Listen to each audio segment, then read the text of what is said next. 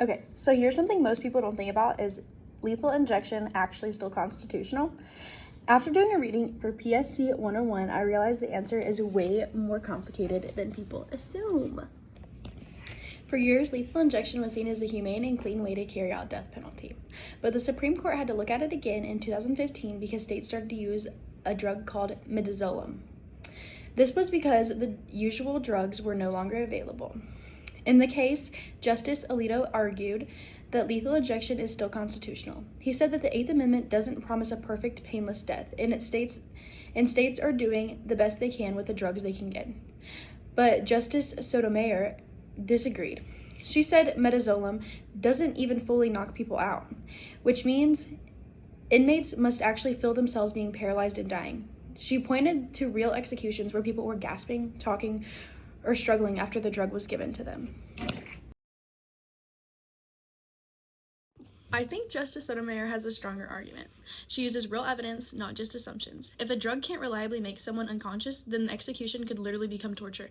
That completely goes against the Eighth Amendment.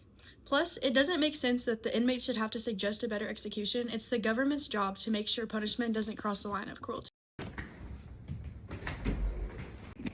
Now, people who agree with Alito would say states don't have alternatives because drug companies refuse to sell them old drugs. And that is true, but that doesn't mean we should use a drug that might cause extreme suffering. Just because something is available doesn't mean it's constitutional.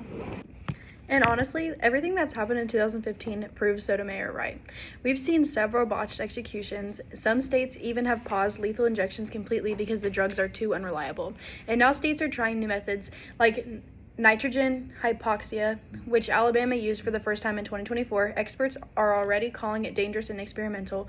Other states are bringing back firing squads or the electric chair because they can't get the drugs that they need. So overall, lethal injection is not the stable, humane method it used to be considered. The science, the evidence, and the outcomes all show that midazolam and similar drugs are not reliable. My takeaway: if the government can't carry out execution without a serious risk of extreme pain, then lethal injection might not be constitutional anymore. And the way things are going, we're going to be debating this for a long time to come.